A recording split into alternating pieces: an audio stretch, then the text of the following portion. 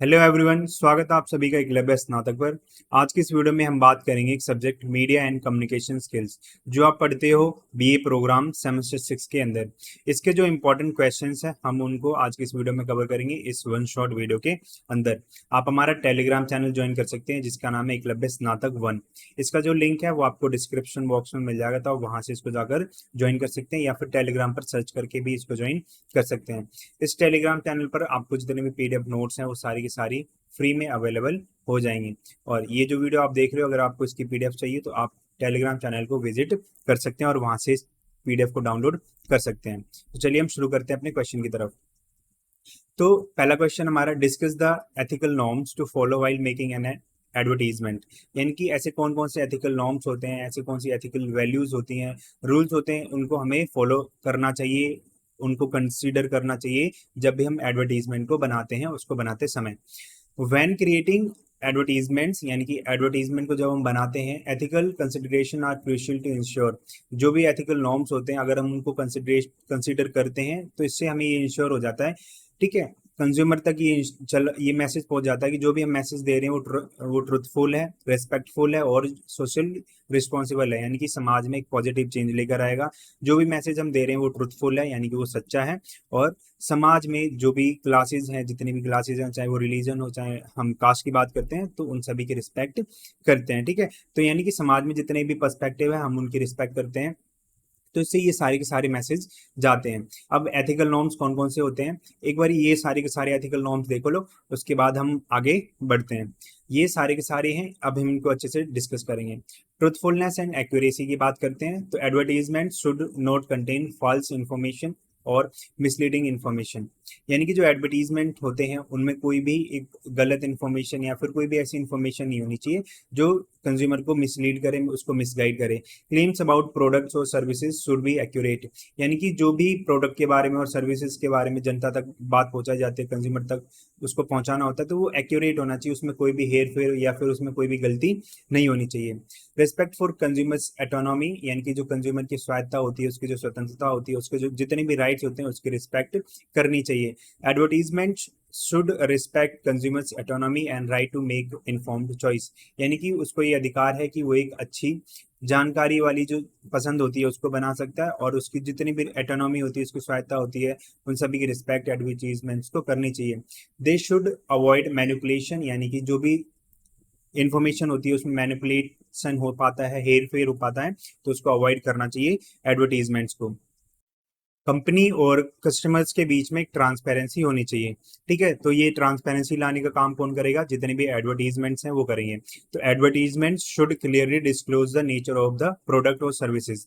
यानी कि जो एडवर्टीजमेंट है उसको, जो प्रोडक्ट होता है या फिर कोई भी जो सर्विस होती है जिसको एडवर्टाइज किया जाता है, तो उसके रिगार्डिंग जो भी उसका नेचर होता है, उसकी जो इन्फॉर्मेशन होती है उसको डिस्क्लोज कर देना चाहिए पब्लिक तक। Being advertise including any sponsored content, यानी कि उसमें अगर कोई स्पॉन्सर्ड कंटेंट है, पेड कंटेंट है, तो उसके बारे में जनता तक, कस्टमर तक वो बात पहुंचनी चाहिए। तो इससे क्या होता है, ट्रांसपेरेंसी रहती है, और ट्रांसपेरेंसी से क्या आता है, जो कंपनी और जो कंज्यूमर के बीच में जो ट्रस्ट होता है वो बिल्ड होता है, या फिर जो एडवर्टीजमेंट या फिर जो मीडिया हाउसेज होते हैं उनसे कंज्यूमर का बिल्ड ट्रस्ट होता है, विश्वास बन पाता है।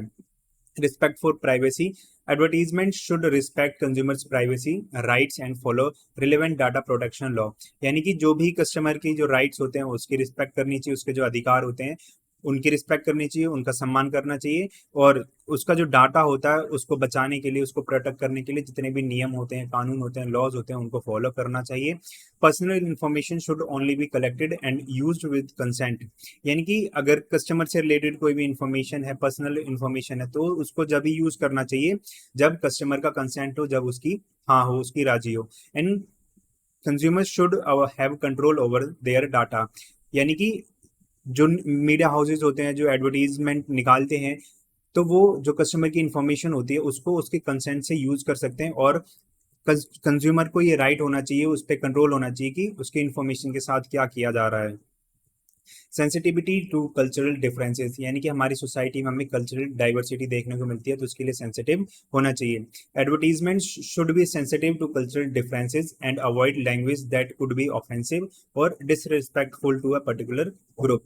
यानी कि एडवर्टीजमेंट को जितनी भी कल्चरल डिफरेंसेस होते हैं, जो डाइवर्सिटी होती है, उसके लिए संवेदनशील होना चाहिए, सेंसिटिव होना चाहिए।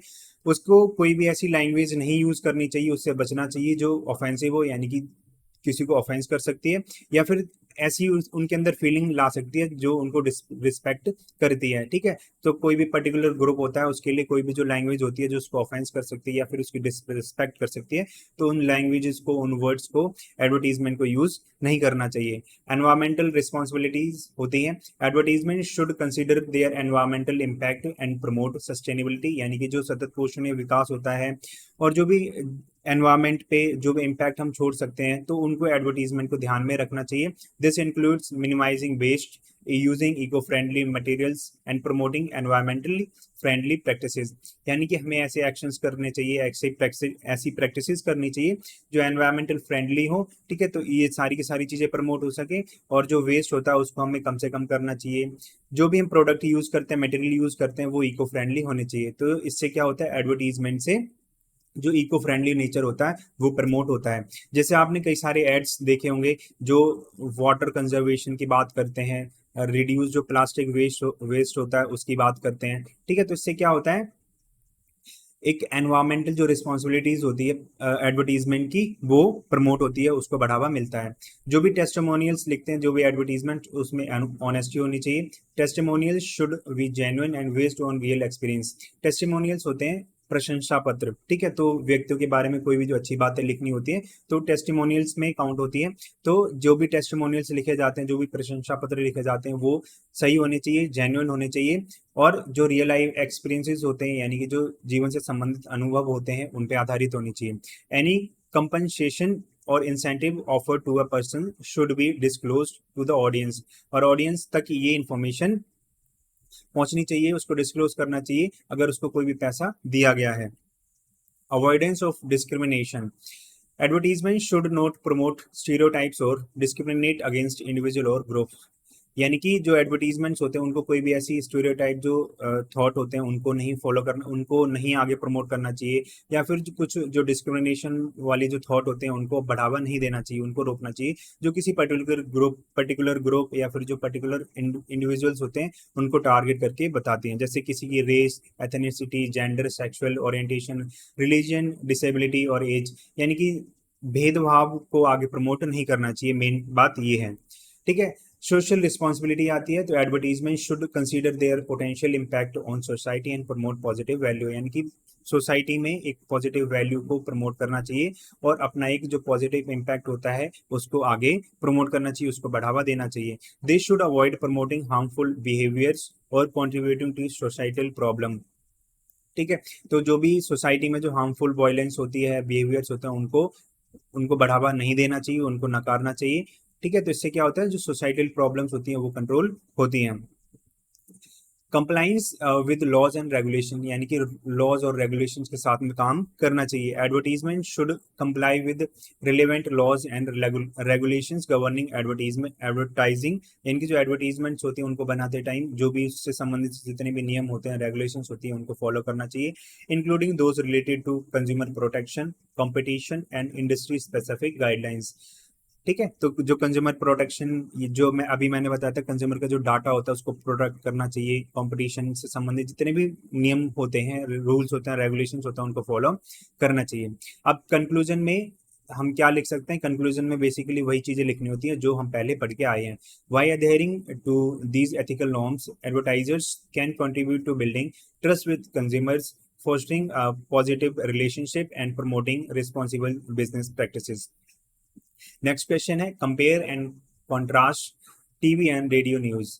तो इसमें बेसिकली हमें टीवी और जो रेडियो न्यूज होती है उसके बीच में क्या डिफरेंसेस होते हैं, क्या सिमिलैरिटीज होती हैं, उनके बारे में बताना है। तो there are many similarities and differences between TV and radio. अब इसके क्या क्या सिमिलैरिटीज होती हैं, क्या समानताएं होती हैं, तो जो भी कंटेंट डिलीवर करते हैं वो सेम होता है, टाइमलीनेस होती है दोनों के अंदर, और दोनों के अंदर जो नेचर हमें देखने को मिलता है वो जर्नलिस्टिक स्टैंडर्ड्स का देखने को मिलता है, और जो ऑडियंस की रीच होती है वो सेम होती है। अब कंटेंट डिलीवरी की अगर हम बात करते हैं तो both TV and radio news deliver information to their audience through audio visual means, यानी कि ऑडियो विजुअल तरीके से जो इन्फॉर्मेशन होती है, जो कंटेंट होता है, वो दोनों ही जो टीवी और रेडियो होते हैं वो सारे के सारे डिलीवर करते हैं। उसके बाद टाइमलीनेस की बात करते हैं। Both mediums strive to provide up to date news and information to their audience, यानी कि जो भी मीडियम्स होते हैं वो अपनी ऑडियंस तक जो न्यूज़ होती है, अप टू डेट न्यूज़ होती है, इंफॉर्मेशन होती है, उसको पहुंचाते हैं। Often with regular updates through out the day, यानी कि पूरे दिन में जो भी अपडेट्स आती हैं, ठीक है, तो उनको रेगुलरी तरीके से अपडेट करना इनका काम होता है कंज्यूमर्स को। दोनों में हमें जर्नलिस्टिक स्टैंडर्ड्स देखने को मिलते हैं। Both TV and radio news adhere to journalistic standards such as accuracy, fairness and objectivity in reporting, यानी कि रिपोर्टिंग करते टाइम उसमें एक्यूरेसी, फेयरनेस और ऑब्जेक्टिविटी जैसे स्टैंडर्ड्स होते हैं, रूल्स होते हैं, रेगुलेशंस होते हैं, वो हमें देखने को मिलते हैं, जैसे जर्नलिज्म एक्सपेक्ट करता है जितने भी जर्नलिस्ट हैं उनसे।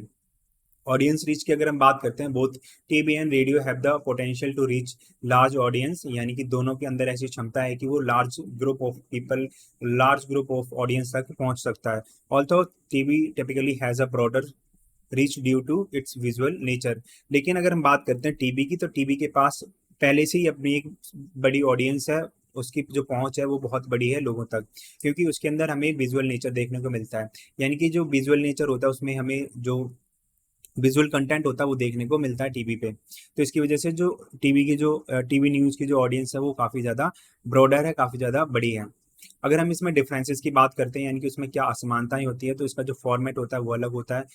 विजुअल वर्सेस ऑडियो का नेचर हमें देखने को मिलता है।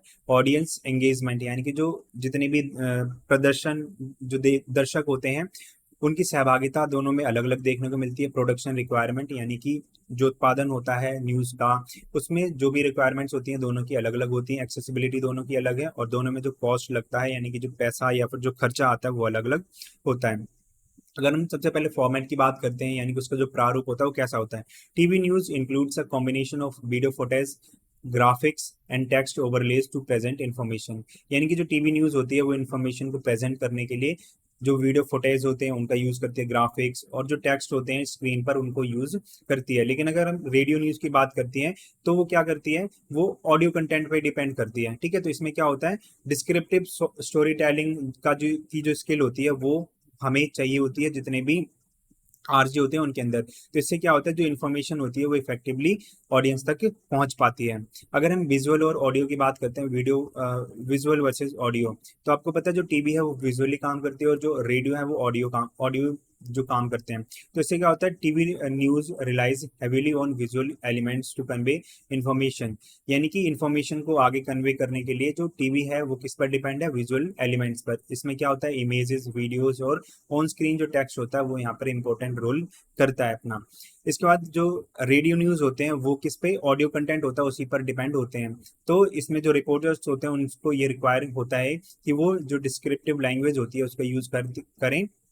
तो इससे क्या होता है कि जो भी हम स्टोरी बता रहे हैं, जो न्यूज़ बता रहे हैं, तो इससे जितने भी लिसनर हैं उनके माइंड में एक पिक्चर बने उस पूरी स्टोरी से रिलेटेड, ठीक है। तो ये दोनों में डिफरेंस होता है। ऑडियंस एंगेजमेंट दोनों में अलग अलग होता है। TV news often captures audience attention through visual stimulation, यानी कि जो टीवी न्यूज़ होती है वो जितनी भी ऑडियंस होती है उसको आसानी से उसको अट्रैक्ट कर सकती है, उसको उसके अटेंशन को ले सकती है।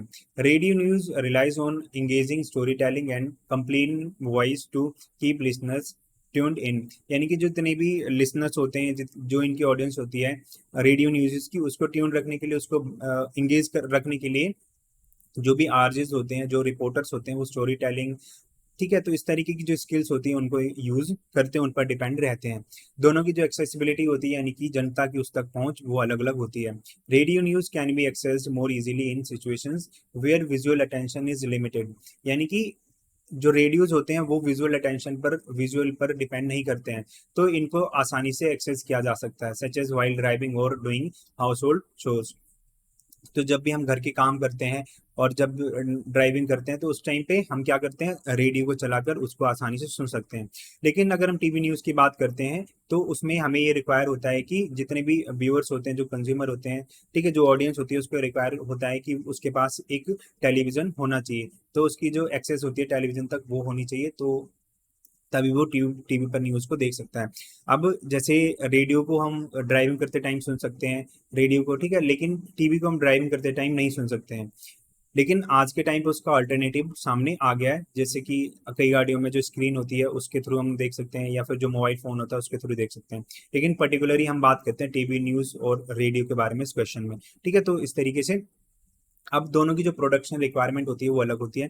TV news production typically involves more complex equipment and resources, यानी कि जो जब टीवी न्यूज का प्रोडक्शन होता है तो उसमें हमें कई तरह के जो कॉम्प्लेक्स इक्विपमेंट होते हैं, रिसोर्सेज होते हैं, उनकी जरूरत पड़ती है। इसमें हमें कैमराज, जो हैवी हैवी कैमरा होते हैं उनकी जरूरत पड़ती है, लाइटिंग की, ठीक है, और एडिटिंग जो सॉफ्टवेयर होते हैं उनकी रिक्वायरमेंट होती है। लेकिन अगर हम रेडियो न्यूज की बात करते हैं उसके प्रोडक्शन की, तो वो सिंपल जो जितने भी इक्विपमेंट्स होते हैं उनसे हो सकती है, क्योंकि इसमें हमें सिर्फ वॉइस रिकॉर्ड करनी होती है।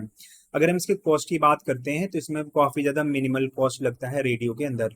Producing TV news generally inquires higher cost due to the need of equipment, studio space and personnels, यानी कि जब भी टीवी न्यूज़ को प्रोड्यूस करने की बात आती है तो इसमें हमें हैवी हैवी इक्विपमेंट चाहिए होते हैं, हमें ऑडियो जो स्टूडियो होता है उसके लिए स्पेस चाहिए होता है, या फिर जो एंकर्स वगैरह होते हैं उनकी सैलरी देने के लिए हमें काफ़ी ज़्यादा कॉस्ट चाहिए होता है। लेकिन रेडियो न्यूज़ की अगर हम बात करते हैं तो उसको हम कॉस्ट इफेक्टिव तरीके से प्रोड्यूस कर सकते हैं। तो radio news production can be more cost effective. अब इसमें कंक्लूजन में हम लिख सकते हैं, while both TV and radio news share similarities in their deliveries of information and adherence to journalistic standards, they differ in format, audience engagement strategies, accessibility, production requirement and cost. Next question की अगर हम बात करते हैं वो है, how does social media democratised the dissemination of information and led to the fake news industry, यानी कि जो सोशल मीडिया उसने किस तरीके से जो इन्फॉर्मेशन को पहुंचाने की जो प्रक्रिया होती है उसको लोकतांत्रिकरण उसका किया है, और लोकतांत्रिकरण की इस प्रक्रिया से जो फेक न्यूज इंडस्ट्री है वो किस तरीके से ग्रो हो रही है, वो किस तरीके से रेज हो रही है, उसके बारे में बात करनी है। तो सोशल मीडिया प्लेटफॉर्म जो होते हैं उन्होंने एक रिवोशनलाइज्ड एक वे निकाला है जिससे कि इन्फॉर्मेशन को शेयर किया जा सकता है और जो कंज्यूमर्स होते हैं उसको कंज्यूम कर सकते हैं, यानी कि उसको प्राप्त कर सकते हैं।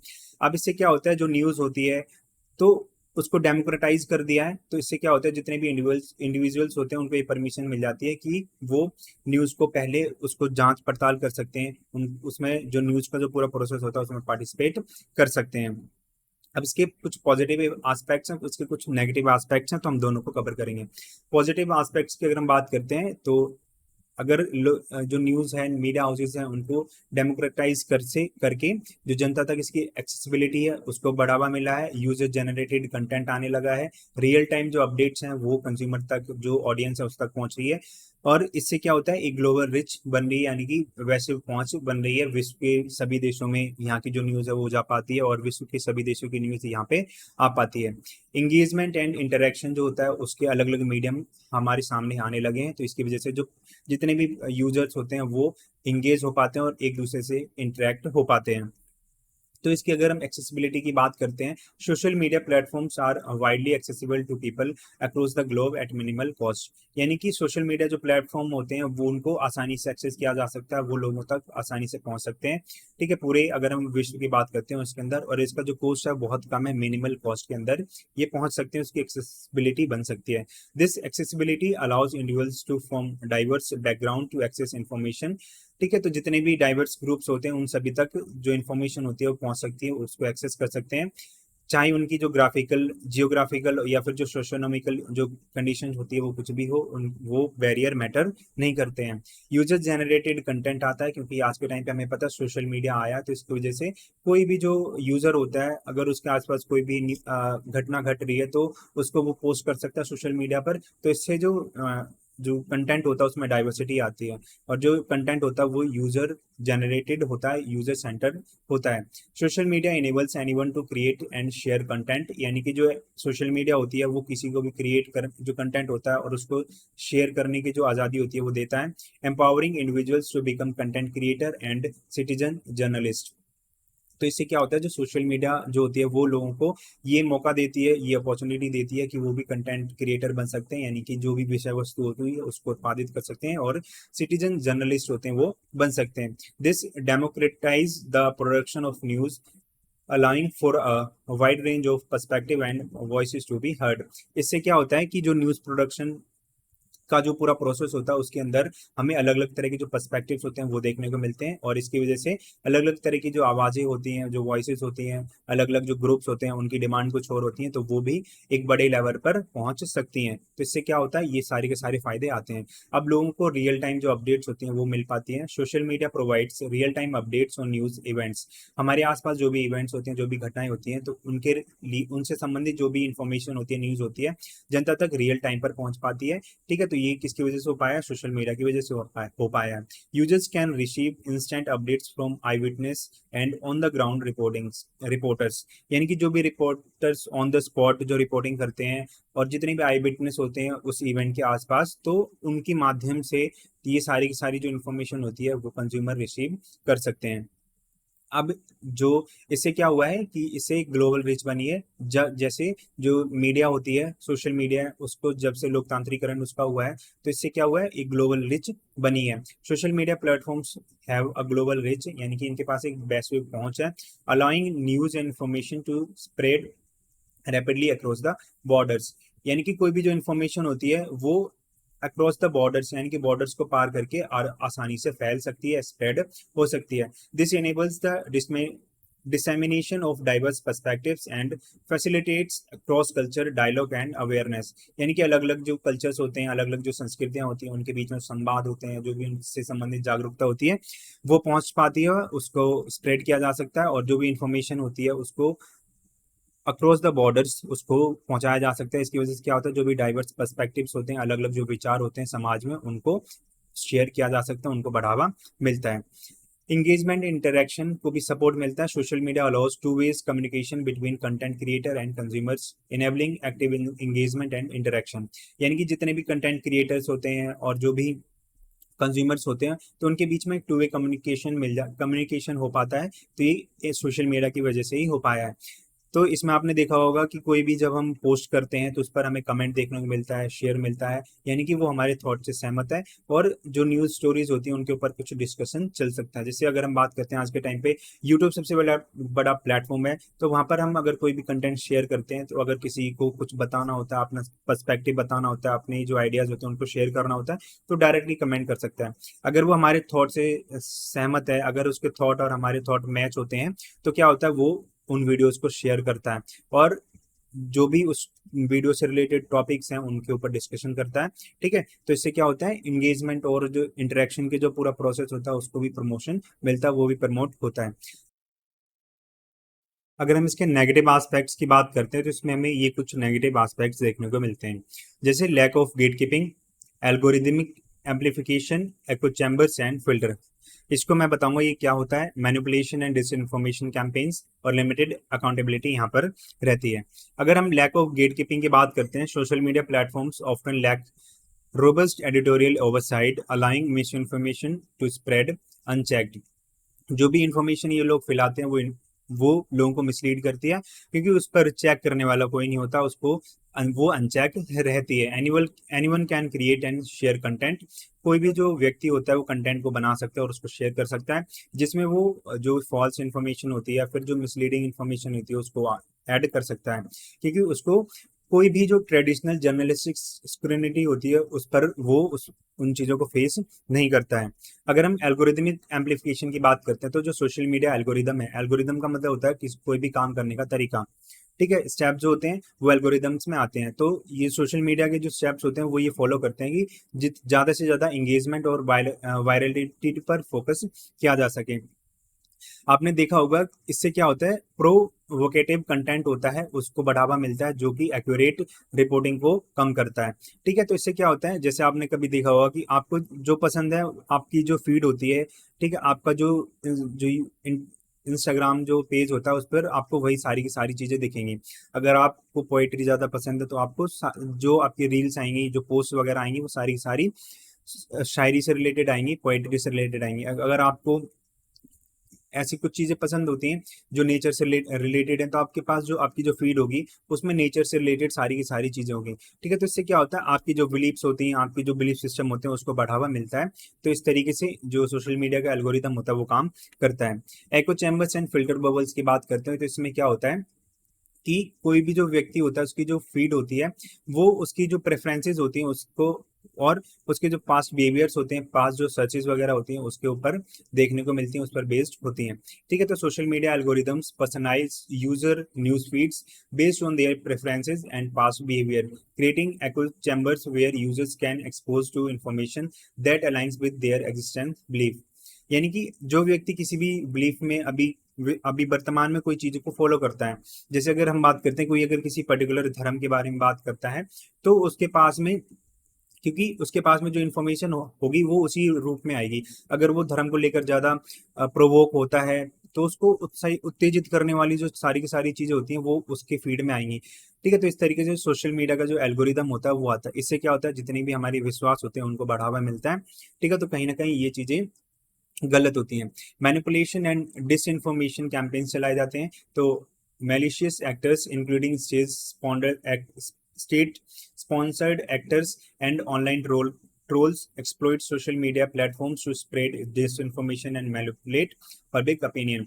ठीक है, तो कई तरह के जो एक्टर्स होते हैं, ठीक है, अलग अलग तरह के जो स्पॉन्सर्ड एक्टर्स होते हैं वो क्या करते हैं, जो सोशल मीडिया होती है, जो प्लेटफॉर्म्स होते हैं उस पर जो गलत इन्फॉर्मेशन होती है या फिर जो पब्लिक ओपिनियन होते हैं उसको मैनिपुलेट करके उसको पेश करते हैं। लिमिटेड अकाउंटेबिलिटी रहती है सोशल मीडिया के अंदर, कोई भी कंटेंट शेयर करता है तो। Social media platforms have faced criticism for their handling of fake news and miss information. तो सोशल मीडिया पर आए दिन ये सारी की सारी चीज़ें हमें देखने को मिलती हैं। अलग अलग टाइप की जो फेक न्यूज़ होती हैं वो ज़्यादा वायरल होती हैं, लोगों तक मिस इन्फॉर्मेशन ज़्यादा पहुँचती है। तो इससे हमें कई तरह की चीज़ें देखने को मिलती हैं, अलग अलग तरह की जो चिंताएं हैं वो हमारे समाज में आ रही हैं। ठीक है, तो इससे क्या हो रहा है, एक लैक ऑफ ट्रांसपेरेंसी और अकाउंटेबिलिटी हमें देखने को मिलती है कि मीडिया का जो मेन काम है वो क्या है, एक ट्रांसपेरेंसी क्रिएट करना, जिससे कि जो मीडिया हाउसेज हैं या फिर जो गवर्नमेंट है और जो पब्लिक है तो उसके बीच में ट्रांसपेरेंसी रहे, मीडिया की जो अकाउंटेबिलिटी है वो जनता के उसमें रहे। ठीक है, लेकिन सोशल मीडिया की वजह से क्या हो गया है, ट्रांसपेरेंसी बंद हो गई है, कम हो गई है और अकाउंटेबिलिटी भी कम हो गई है। ठीक है, तो ये सारी की सारी प्रॉब्लम्स हमें देखने को मिलती है। कंक्लूजन के लिए इसमें लिख सकते हैं, while social media has democratise the dissemination of information, its unchecked flow has also led to the proliferation of fake news and misinformation। Next question है, what points should one keep in mind while writing for TV news. यानी कि TV news की जब script writing होती है उसके time पर हमें कौन कौन से पॉइंट्स को अपने दिमाग में रखना पड़ेगा। ठीक है, तो ये एक जो प्रैक्टिकल क्वेश्चन होता है उस टाइप में हम इसको देख सकते हैं। Writing for TV news requires attention to several points, यानी कि कुछ पॉइंट्स को हमें ध्यान में रखना पड़ता है जब भी हम टीवी के लिए लिखते हैं, टीवी न्यूज की स्क्रिप्ट राइटिंग करते हैं, जिससे कि इंश्योर हो सके कि जो भी हम इंफॉर्मेशन आगे ऑडियंस तक कन्वे करना चाह रहे हैं वो क्लियरली पहुंच सके, उसमें क्लियरिटी आए, जो जनता है या फिर जो ऑडियंस है वो अच्छे से न्यूज के साथ में एंगेज हो सके और उसको इफेक्टिव तरीके से जनता तक पहुंचाया जा सके। अब इसमें ऐसे कौन कौन से पॉइंट्स होते हैं जिनको हमें ध्यान में रखना पड़ेगा। सबसे पहले कॉन्शियसनेस होती है, क्लैरिटी, एक्टिव वॉइस का यूज होना चाहिए, विजुअल डिस्क्रिप्शन होनी चाहिए, क्रोनिकल जो क्रोनोलॉजिकल जो ऑर्डर होता है उसको फॉलो करना चाहिए, हेडलाइंस और जो लीड्स होती है वो होनी चाहिए, अट्रीब्यूशन उसमें मेनली होनी चाहिए और एंगेजमेंट होनी चाहिए, किस तरीके से जो कंज्यूमर्स होते हैं, जो ऑडियंस होती है वो इंगेज कर सकती है, वो सहभागी बन सकती है उसमें। टाइमिंग का ध्यान रखना पड़ता है और जो एक्यूरेसी होती है वो उसमें होनी चाहिए। अब कंसाइजनेस की बात करते हैं तो TV news segments are typically short, ranging from a few seconds to a few minutes. यानी कि जो टीवी न्यूज के जो सेगमेंट्स होते हैं, जिसके जो पार्ट्स होते हैं वो काफी छोटे होते हैं। ये इतने छोटे होते हैं कभी कभी ये कुछ सेकंड्स के होते हैं या फिर कुछ मिनट तक पहुंच जाते हैं।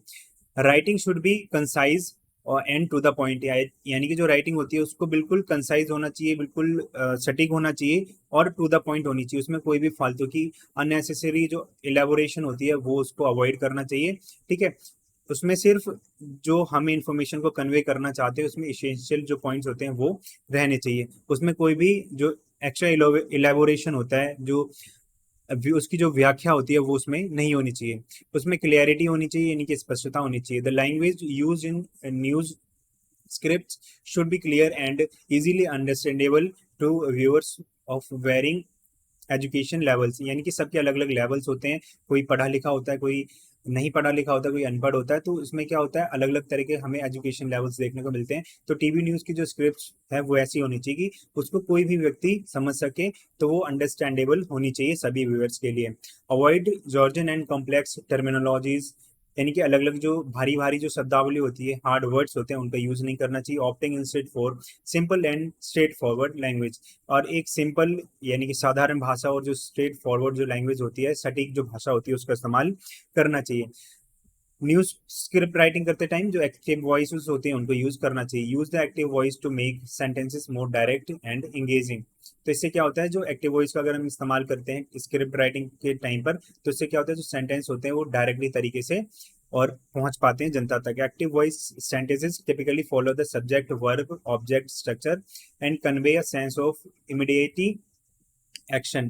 ठीक है, तो इससे क्या होता है, जो एक्यूरेट इन्फॉर्मेशन होती है वो जनता तक पहुंच पाती है अगर हम एक्टिव वॉइस का इस्तेमाल करते हैं। विजुअल डिस्क्रिप्शन होती है इसके अंदर। Since TV news is a visual medium, incorporate descriptive language to help viewers visualise the story. यानी कि जो स्टोरी होती है उसको हम व्यूअर्स तक अच्छी तरीके से विजुअलाइज तरीके से पहुंचा सकते हैं, क्योंकि जो टीवी होता है वो एक विजुअल मीडियम होता है। ठीक है, तो इससे क्या होता है, जो डिटेल्स होती हैं, जो provide details that complement the visuals, enhancing the audience understanding on the topic। तो इससे क्या होता है, जो टॉपिक से रिलेटेड जो डिटेल्स होती है उनको जनता तक पहुंचाया जाता है, जिससे कि जो ऑडियंस होती है इजीली उसको अच्छे से समझ सकती है, जो भी टॉपिक होता है उसको। उसमें एक ऑर्डर फॉलो करना पड़ता है, यानी कि क्रोनोलॉजिकल ऑर्डर को फॉलो करना पड़ता है।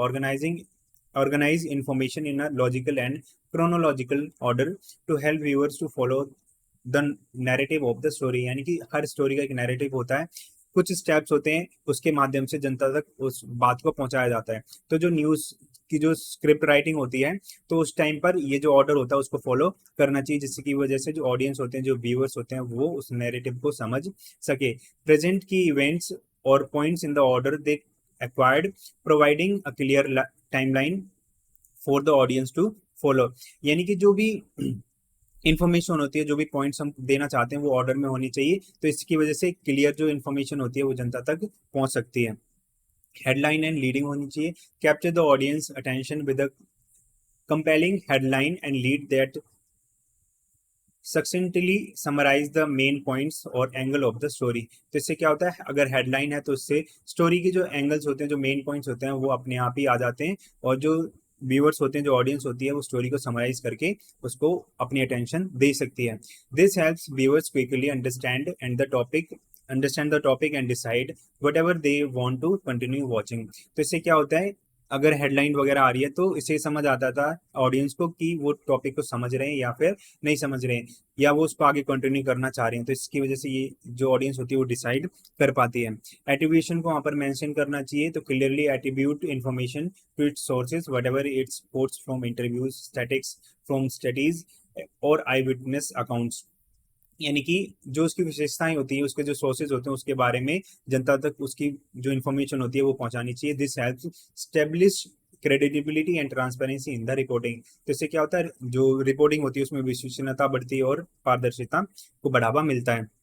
इंगेजमेंट पर फोकस करना चाहिए। Right in a way that engage the audience and the main stream in their interest through out the segment. यानी कि हर सेगमेंट में जो ऑडियंस होती है, जो मेन स्ट्रीम जो मीडिया होती है, तो वो अच्छे से एंगेज कर सके, तो हमें जो राइटिंग होती है कुछ इस वे में करनी पड़ती है। Use vivid language and anecdotes and practical devices to draw viewers in and keep them invested in the story. यानी कि उनको स्टोरी में बिजी करने के लिए अलग तरह की जो लैंग्वेज होती है, अलग अलग तरह के जो डिवाइसेस होते हैं, उनको यूज करना चाहिए। ठीक है, टाइमिंग की अगर हम बात करते हैं तो be mindful of timing constant when writing for TV news. यानी कि टीवी न्यूज को लिखते टाइम हमें टाइम का बड़ा ही ध्यान रखना पड़ता है। Script should be written to fit within the allotted time. यानी कि हर एक सेगमेंट के लिए, न्यूज सेगमेंट के लिए एक टाइम अलॉट होता है, तो उस टाइम को हमें ध्यान में रखना पड़ता है कि हमें जो टाइम मिला है उसी के अकॉर्डिंग हमें स्क्रिप्ट राइटिंग करनी है। Allowing for smooth transition and pacing between stories. तो इसकी वजह से क्या हुई, ये जो पूरा का पूरा जो सेगमेंट आ रहा है, जो भी हम इंफॉर्मेशन कन्वे करना चाहते हैं, वो स्मूथली जनता तक पहुंच जाए, ऑडियंस तक पहुंच जाए। एक्यूरेसी की अगर हम बात करते हैं, accuracy is Paramount in the TV news reporting. तो टीवी न्यूज में जो भी एक्यूरेसी होती है वो सबसे ज्यादा महत्वपूर्ण होती है। Double check facts, names, figures to ensure information is correct before airing. यानी कि जब उसको एयर करा जाता है, उसको जब मतलब पहुंचाया जाता है, उसकी कास्टिंग की जाती है, तो उससे पहले जो फैक्ट्स होते हैं, जो नेम्स होते हैं, उनको डबल चेक कर लिया जाए। तो इससे क्या होता है, जो ये इंश्योर हो जाता है कि इन्फॉर्मेशन सही है या फिर गलत है। Correct any errors promptly and transparently if they acquire, अगर वो गलत है तो उसको सही किया जाए, ठीक है। तो इससे ये सारी की सारी चीजें पॉसिबल हो पाती हैं। अगर कंक्लूजन की अगर हम बात करते हैं, by keeping these specificities in mind, TV news writers can create compelling, informative, and engaging content that resonates with viewers and effectively communicates the news. अगर हम नेक्स्ट क्वेश्चन की बात करते हैं, define mass communication, what are the various function of mass communication, यानी कि mass communication क्या होता है, इसके क्या क्या रूल्स होते हैं, क्या इसके कार्य होते हैं, उनके बारे में बात करनी है। Mass communication refers to the process of transmitting information to a large and diverse audience throughout various channels और मीडियम्स, यानी कि ये एक ऐसा प्रोसेस होता है, यानी कि जो मास कम्युनिकेशन होता है एक ऐसा प्रोसेस होता है जिसमें जो इन्फॉर्मेशन होती है उसको ऑडियंस तक पहुंचाया जाता है, अलग अलग जो मीडियम्स होते हैं, चैनल्स होते हैं, उनके माध्यम से। It involves the creation, production and dissemination of messages to reach a wide range of people simultaneously. जिसमें क्या होता है, इसमें कई तरह के जो स्टेप्स होते हैं वो इन्वॉल्व होते हैं, जिसमें न्यूज़ को क्रिएट किया जाता है, उसको प्रोडक्ट किया जाता है और जनता तक उसको पहुंचाया जाता है। Mass communication can acquire through traditional media, यानी कि जो पारंपरिक जो मीडिया के जो क्षेत्र होते हैं उनके माध्यम से जनता तक पहुंचाया जाता है, such as newspapers, television, radio and magazines. और अगर हम आज की बात करते हैं तो डिजिटल जो प्लेटफॉर्म्स होते हैं वो आते हैं, जिसमें हम इंटरनेट, सोशल मीडिया, जो मोबाइल डिवाइसेस होते हैं उनके माध्यम से जनता को इंफॉर्मेशन पहुंचा सकते हैं। तो ये जो होते हैं मास कम्युनिकेशन के अंदर आते हैं। अगर हम इसके फंक्शंस की बात करते हैं तो इसमें इंफॉर्मेटिव फंक्शंस आते हैं, एजुकेशनल फंक्शंस, एंटरटेनमेंट के फंक्शंस, पर्सनल कनेक्टिविटी फंक्शंस होते हैं, पर्सुएसिव फंक्शंस होते हैं, सोशलाइजेशन फंक्शन, सर्विलांस फंक्शन और कल्चर ट्रांसमिशन, ये सब के सब फंक्शन हमें देखने को मिलते हैं। अगर हम इंफॉर्मेटिव फंक्शंस की बात करते हैं तो primary function of mass communication is to inform the public about current event nationally and globally, यानी कि नेशनल लेवल पर और ग्लोबली लेवल पर हमारे आसपास में क्या इवेंट चल रहे हैं जो करंट में, तो उनके बारे में पब्लिक को इन्फॉर्म करना मास कम्युनिकेशन का प्राइमरी फंक्शन होता है। This function serves to keep the audience informed and aware of what is happening in the world around them. तो इससे क्या होता है, ये जो फंक्शन होता है इसकी वजह से ये हो पाता है कि जो ऑडियंस होती है वो इन्फॉर्म्ड रहती है कि हमारे आसपास क्या घट रहा है, उसके बारे में वो जागरूक रहती है। एजुकेशनल अगर फंक्शन की अगर हम बात करते हैं तो mass communication plays a crucial role in educating the public by providing access to information and knowledge, यानी कि जो मीडिया होती है वो इन्फॉर्मेशन और नॉलेज को जनता तक पहुंचा पाती है और उसको अवेयर करती है, उसको एजुकेट करती है, जो भी उसके आसपास में चीजें घटित हो रही हैं, जो भी हैपन हो रहा है।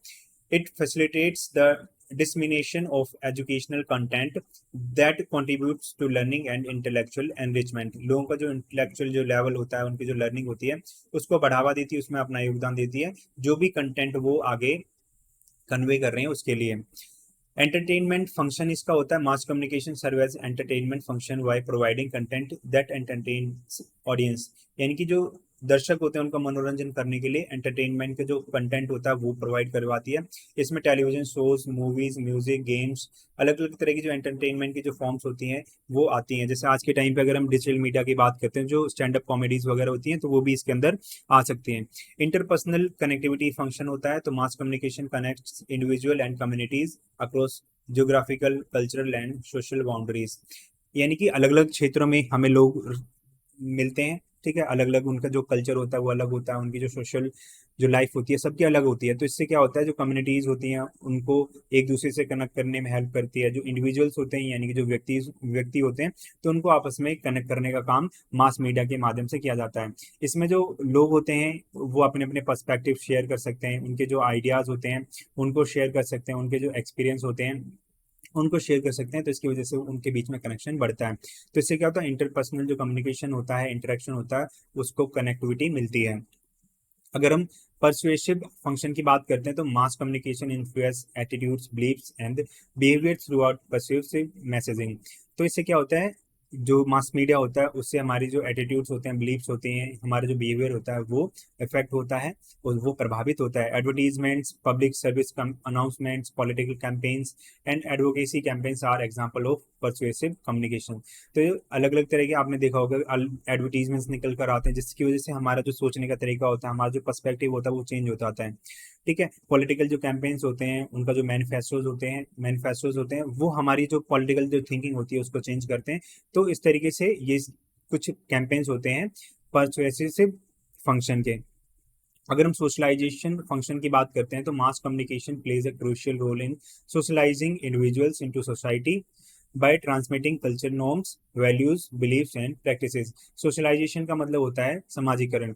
इसमें क्या होता है, कोई भी जो व्यक्ति होता है वो समाज में आता है और समाज के जो नियम होते हैं, उनके जो बिलीव्स होती हैं, उनकी जो वैल्यूज होती हैं, उनमें क्या क्या कस्टम्स चलाए जा रहे हैं, कौन सी प्रैक्टिस की जा रही है, तो उन चीज़ों के बारे में उनके अंदर अवेयरनेस लेकर आता है। उनके बारे में जो जानकारी होती है उसको जनरेशन टू जनरेशन ट्रांसफर करता है। अगर हम सर्विलांस फंक्शन की बात करते हैं तो mass communication serve as a watch dog by monitoring events in society. तो हमारी सोसाइटी में क्या चीज़ें घटित हो रही हैं तो उसके लिए वॉच डॉग या फिर सिक्योरिटी गार्ड की तरह मॉनिटरिंग करने का काम करता है। Journalistic reporting, investigative journalism and news coverage help expose corruption and injustice. अगर हमारे समाज में कोई भी भ्रष्टाचार हो रहा है, इनजस्टिस हो रहा है, तो उसको इन्वेस्टिगेट करने का काम ये जो मास कम्युनिकेशन होती है वो करती है। तो इससे क्या होता है, ये जो कवरेज होती है, ये कवरेज करप्शन को, इनजस्टिस या फिर जो समाज में डिस्क्रिमिनेशन, ठीक है, इनइक्वालिटी फैलती है, उसको कंट्रोल करने का काम करती है। अगर हम कल्चरल ट्रांसमिशन फंक्शन की बात करते हैं तो mass communication facilitates the transmission of culture by preserving and sharing cultural fact, tradition, customs and heritage. तो मास कम्युनिकेशन से क्या होता है, हमारी जो भी कल्चर होता है उसको प्रिजर्व करने में सहायता मिलती है। जो कल्चरल फैक्ट्स होते हैं, थॉट्स होते हैं, उनको शेयर किया जाता है। हमारे कल्चर्स में जो भी ट्रेडिशंस होते हैं, जो भी कस्टम्स यूज किए जाते हैं, उनको फॉलो किया जाता है, तो उनको शेयर करने का काम एक बड़े लेवल पर मास कम्युनिकेशन के माध्यम से किया जाता है। तो इससे क्या होता है, कल्चरल जो प्रमोशन होता है उसको बढ़ावा मिलता है। It helps preserve cultural identity and heritage will also facilitating cross culture understanding, यानी कि अलग अलग जो कल्चर्स होते हैं तो उनको समझ, उनके बारे में जो समझ विकसित करने का काम होता है वो मास कम्युनिकेशन के माध्यम से किया जाता है। कंक्लूजन की अगर हम बात करते हैं तो these functions of mass communication work together to shape public discourse, influence public opinion and facilitate social, cultural, political and economical interaction in society. Next question की अगर हम बात करते हैं वो है critically comment on the reasons for radio losing its popularity, यानी कि जो रेडियो है वो अपनी पॉपुलैरिटी को क्यों खो रहा है, उसके क्या क्या रीजंस हैं। The decline in the popularity of radio can be attributed to several factors, यानी कि इसकी पॉपुलैरिटी को गिरने के लिए उसके लिए अलग अलग जो फैक्टर्स हैं वो जिम्मेदार हैं। Each playing a significant role in shaping and modern media landscape, यानी कि आज के टाइम पे जो मॉडर्न मीडिया है उसको शेप करने में ये जो सारे के सारे फैक्टर्स होते हैं वो अपना रोल प्ले करते हैं। तो आप समझो इस चीज को कि जो जो फैक्टर्स रेडियो को डाउन करते हैं, उसकी जो पॉपुलैरिटी होती है उसको कम करते हैं, वही फैक्टर्स जो आज के टाइम पे जो मॉडर्न मीडिया है, जो डिजिटल मीडिया है, सोशल मीडिया, उसको बढ़ावा देते हैं। अगर हम इसके रीजंस की बात करते हैं, इसमें एमरजेंस ऑफ न्यू टेक्नोलॉजीज, यानी कि जो नई टेक्नोलॉजी है, नई नई जो तकनीकें हैं वो उभर कर सामने आ रही हैं, तो इसकी वजह से ये इसमें डाउनफॉल हमें देखने को मिलता है। शिफ्ट इन ऑडियंस प्रेफरेंसेस, यानी कि जो ऑडियंस है, जो दर्शक है, उनकी जो पसंद है उसमें भी चेंजेस आ रहे हैं। लिमिटेड इंटरेक्टिविटी होती है रेडियो के माध्यम से। कंपटीशन फॉर अटेंशन, यानी कि उसमें अटेंशन के लिए ध्यान काफी ज्यादा लगाना पड़ता है। कमर्शलाइजेशन एंड कंसोलिडेशन की वजह से इसमें ये प्रॉब्लम्स आ रही हैं, उसका डाउनफॉल हो रहा है। टेक्नोलॉजिकल सॉल्यूशंस हमें देखने को मिलता है। अगर हम एमरजेंस ऑफ टेक्नोलॉजीज की बात करते हैं तो the advent of new technologies particularly television and internet, यानी कि टेलीविजन और इंटरनेट की वजह से ये जो मेनली जो टेक्नोलॉजीज आई हैं इसकी वजह से क्या होता है, जो कंज्यूमर्स होते हैं उनके पास अलग अलग तरह के अल्टरनेटिव्स आ गए हैं कि वो अपना एंटरटेनमेंट और इन्फॉर्मेशन को एक्वायर कर सकते हैं। ठीक है, तो इसकी वजह से भी जो रेडियो है उसको डाउनफॉल शुरू हो रहा है। जो ऑडियंस की जो प्रेफरेंसेज हैं उसमें भी शिफ्टिंग हमें देखने को मिलती है, उसमें भी चेंजेस आ रही हैं। यंगर डेमोग्राफिक्स, यानी कि जो यंग जनरेशन है वो ये चाहती है कि हमारी जो डिमांड है, on demand and personalize content है, वो अवेलेबल होना चाहिए। तो ये सब आज के टाइम पे हो रहा है। स्ट्रीमिंग प्लेटफॉर्म्स हैं, सोशल मीडिया जो प्लेटफॉर्म्स हैं, उन पर क्या होता है, ये सभी की सभी चीजें आ रही हैं। ठीक है। लिमिटेड कनेक्ट इंटरेक्टिविटी होती है, तो radio broadcast offer limited interactivity compare to digital platforms. Digital platforms के माध्यम से जो भी पब्लिक है, जो भी यूजर्स हैं, वो अच्छी तरीके से इंटरेक्ट कर सकते हैं एक दूसरे से।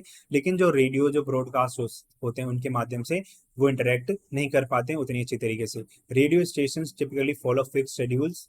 वो एक फिक्स जो शेड्यूल होता है, ठीक है, एक जो पीरियड होता है उसको फॉलो करते हैं। Playlist determined by the broadcasters. जो ब्रॉडकास्टर्स होते हैं वो एक प्लेलिस्ट को निर्धारित करते रहते हैं, तो पूरे दिन उन्हीं को बजाते जाओ, ठीक है। Limited listeners control over content. तो जो लिसनर्स होते हैं उनके पास जो भी कंटेंट होता है उस पर लिमिटेड कंट्रोल होता है, ठीक है, और पर्सनलाइजेशन यहाँ पर अलाउ नहीं होती है। तो इसकी वजह से क्या होता है, इंटरेक्शन नहीं बढ़ पाता है, जिसकी वजह से रेडियो का डाउनफॉल हो रहा है। कंपटीशन फॉर अटेंशन, यानी कि इसमें ध्यान लगाने के लिए हमें काफी ज्यादा संघर्ष करना पड़ता है। In today's media landscape, radio competes with vast entertainment and information sources for audience attention. आज के टाइम पे आपको पता है, कोई भी जो व्यक्ति है, कोई भी जो पर्सन है, उसकी जो अटेंशन की जो पावर है वो काफी ज्यादा कम हो गई है, ठीक है। तो वो चीजों को वीडियोस के थ्रू देखना पसंद करता है। ऐसे में जो रेडियोज है वहां पर कोई विजुअल्स नहीं चलते, कोई वीडियो नहीं चलती है, तो वो ध्यान लगाकर सुन नहीं सकता। वो अपनी मन से ही नहीं सुन सकता। अगर वो सुनना भी चाह रहा है ना, तो वो कुछ टाइम के बाद बोर हो जाएगा। तो उसको अटेंशन के लिए काफी ज्यादा संघर्ष करना पड़ता है, और कोई भी अपने आप को इतना कष्ट नहीं देना चाहता है कि हम सिर्फ रेडियो को डाउनफॉल बचाने के लिए हम अपना इतना संघर्ष करें, ठीक है। तो कंज्यूमर्स हैव न्यूमरस ऑप्शंस वहीं for their time and engagement, ठीक है। तो उसके पास जो कंज्यूमर्स होते हैं उनके पास अलग अलग तरह के ऑप्शंस अवेलेबल हैं कि वो अपना टाइम, और जो अपना टाइम होता है उसको वहाँ पर यूज़ कर सकते हैं, और जो इंगेजमेंट होती है, जो सोशल इंगेजमेंट होती है, उसको प्रमोट कर सकते हैं, उसको बढ़ावा दे सकते हैं। कमर्शनलाइजेशन की वजह से भी जो रेडियो है उसको डाउनफॉल हो रहा है। Many radio station have adopted similar formats and playlist in pursuit of advertisement revenue, यानी कि एडवर्टाइजिंग का जो रेवेन्यू का जो फॉर्मेट होता है उसको कई सारे रेडियो स्टेशंस ने ऑप्ट कर लिया है। और कोई सा भी आप चैनल खोल के देखोगे तो वहां पर ज्यादा से ज्यादा आपको जितने भी एडवर्टाइजमेंट्स होते हैं वो देखने को मिलेंगे। तो इससे क्या होता है, जो डाइवर्सिटी होती है और जो ओरिजिनलिटी होती है कंटेंट के अंदर, वो उसकी हमें कमी देखने को मिलती है। तो इसकी वजह से भी रेडियो का डाउनफॉल हो रहा है। अब टेक्नोलॉजिकल ऑब्सोलेसेंस हमें देखने को मिलता है। Radio broadcasting faces challenges related to technological obsolescence. Technology को अडॉप्ट कर पाने में भी यहाँ पर काफी ज्यादा चैलेंजेस इसको करने पड़ते हैं। FM AM radio signals required specialized hardware for reception, limited accessibility compared to digital platforms accessible through smartphones, tablets and computers। यानी कि जो रेडियोस होते हैं उनको हम इजीली एक्सेस नहीं कर पाते हैं, ठीक है। लेकिन हम अगर डिजिटल प्लेटफॉर्म्स की बात करते हैं तो उसको हम स्मार्टफोन, टैबलेट्स और जो कंप्यूटर्स होते हैं उसकी मदद से एक्सेस कर सकते हैं। कंक्लूजन की अगर हम बात करते हैं तो इसमें हम लिख सकते हैं, it declines in popularity reflects broader shift in consumers behaviour, technological advancement and changes in media consumption habits. To remain relevant, radio broadcasters must innovative, adapt, and leverage digital platforms to meet evolving audience expectation and preferences। अब next question की अगर हम बात करते हैं वो है, discuss the role played by the advertisements informing public opinion. यानी कि जो पब्लिक होती है उसके जो ओपिनियन होते हैं उसको इन्फॉर्म करने में, उनको शेप देने में एडवर्टीजमेंट्स की क्या भूमिका होती है, वो क्या रोल प्ले करता है। Advertisements play a significant role in shaping public opinions, यानी कि जो पब्लिक ओपिनियन होते हैं उसको शेप करने में, उसको आकार देने में जो उनकी जो भूमिका होती है वो काफी ज्यादा महत्वपूर्ण होती है। By influencing perceptions, attitudes, beliefs and behaviours through persuasive messaging and imagery. तो जो भी हमारे जो परसेप्शंस होते हैं, एटीट्यूड्स होते हैं, बिलीव्स होते हैं, बिहेवियर्स होते हैं, वो उनको अफेक्ट करते हैं, उसको इन्फ्लुएंस करके हमारे जो भी ओपिनियंस होते हैं उनको शेप देते हैं। अब इसके क्या क्या फंक्शंस होते हैं। शेपिंग परसेप्शन की बात होती है, क्रिएटिंग अवेयरनेस एंड नॉलेज ये करते हैं, ठीक है। तो यानी कि जो अवेयरनेस और जो नॉलेज होती है उसको क्रिएट करते हैं। Influencing attitudes and believes, reinforcing culture norms, promoting social changes, influencing consumer behavior, fostering brand loyalty, opinion on social and political issues।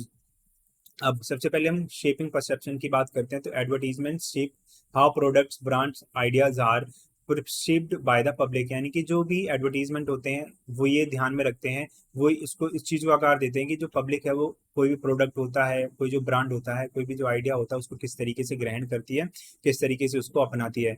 Advertisers can create positive association with their products or brand, influencing how consumers perceive their quality, value and relevance।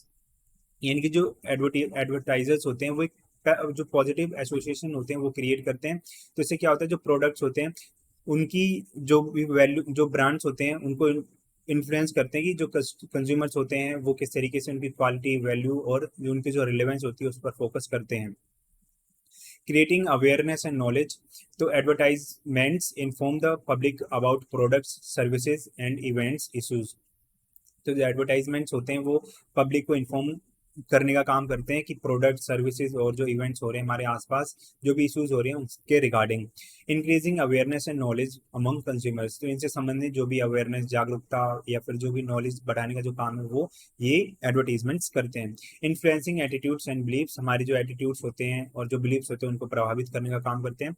Advertisements can shape attitude and believes by appealing to emotions, values and aspiration. यानी कि जो advertisements होते हैं वो हमारी जो values होती हैं, जो हमारी बिलीफ्स होती हैं, हमारा जो एटीट्यूड होता है तो उसको इमोशंस के थ्रू, वैल्यूज के थ्रू, हमारी जो एस्पिरेशंस होती हैं उनके थ्रू इफेक्ट कर सकते हैं। Through story telling and persuasive appeal, advertisers can influence how consumer feel and think about certain topics, products. यानी कि स्टोरी टेलिंग और अपील्स के माध्यम से ये इंश्योर करते हैं कि जो कंज्यूमर्स होते हैं वो किस तरीके से सोचते हैं या फिर कोई भी जो प्रोडक्ट होता है, कोई भी जो टॉपिक होता है उसके बारे में क्या फील करते हैं। तो ये जो एक जो चेंजेस या फिर जो इन्फ्लुएंसिव जो नेचर होता है उसको बढ़ाने का जो काम होता है वो एडवर्टीजमेंट्स करते हैं। रीइंफोर्सिंग कल्चरल नॉर्म्स, यानी कि जो कल्चरल नॉर्म्स होते हैं, सांस्कृतिक जो नियम होते हैं, कस्टम्स होते हैं, उनको रीइंफोर्स करते हैं, उनको चेंज करने का काम करते हैं। Advertisement reflects and reinforce cultural norms, values and stereotypes, यानी कि हमारे समाज में जो स्टीरियोटाइप्स होती हैं, रूढ़िवादिता होती हैं, जो भी वैल्यूज होती हैं उनमें परिवर्तन लाने का काम करते हैं। Shaping societal perception and expectation, ठीक है। तो जो सोसाइटल परसेप्शन होता है उनको चेंज करते हैं, जो भी एक्सपेक्टेशंस होती हैं उनमें परिवर्तन लाने का काम करते हैं। Promoting social change, advertisements can advocate for social change, यानी कि जो एडवर्टीजमेंट्स होते हैं they can lead to social change by raising awareness about social issues, promoting public dialogue and encouraging actions. तो इससे क्या होता है, इसके लिए वो क्या कर सकते हैं, जो अवेयरनेस कैंपेन्स होते हैं उनको चला सकते हैं सोशल इश्यूज के रिगार्डिंग। तो और जो जो पब्लिक डायलॉग होते हैं उसको प्रमोट कर सकते हैं, जिसकी वजह से एक्शन, जो एक्यूरेट एक्शन होता है वो लिया जा सके, जिससे कि समाज में सोशल चेंज आ सके। Influencing consumers behaviour, advertisements influence consumer behaviour by stimulating desires, creating demand and shaping purchasing decisions. तो जो एडवर्टीजमेंट्स होते हैं जो कंज्यूमर का बिहेवियर होता है उसको इन्फ्लुएंस करते हैं, उसमें अलग अलग तरीके की जो डिसीजंस होते हैं उनको लेकर आते हैं, अलग अलग तरह के जो फैक्टर्स होते हैं उनको अपनाते हैं। इसमें क्या करते हैं, जो डिजायर्स होते हैं उनमें चेंजेस लाते हैं, जो डिमांड होती है प्रोडक्ट की उसको ऐसा दिखाते हैं, उसकी जो डिमांड है वो बढ़ रही है। और परचेजिंग जो डिसीजंस होते हैं उनको शेप, उनको आकार देने में काम करते हैं। फोस्टिंग ब्रांड लॉयल्टी, यानी कि जो ब्रांड लॉयल्टी होती है उसको बढ़ावा, उसको प्रमोट करने का काम करते हैं। Advertisements contribute to building brand loyalty by fostering emotional connection and trust with consumers, यानी कंपनी और कंज्यूमर के बीच में जो इमोशनल जो कनेक्शन होता है, जो ट्रस्ट होता है उसको बढ़ाकर ये लॉयल्टी को प्रमोट करते हैं। Through story telling and customer engagement, advertisers cultivate long term relation with consumers, यानी कि जो एडवर्टाइजर्स होते हैं वो स्टोरी टेलिंग या फिर जो कस्टमर एंगेजमेंट होता है उसके माध्यम से जो लॉन्ग टर्म रिलेशनशिप होता है उसको बनाने का काम करते हैं कस्टमर और कंपनी के बीच में।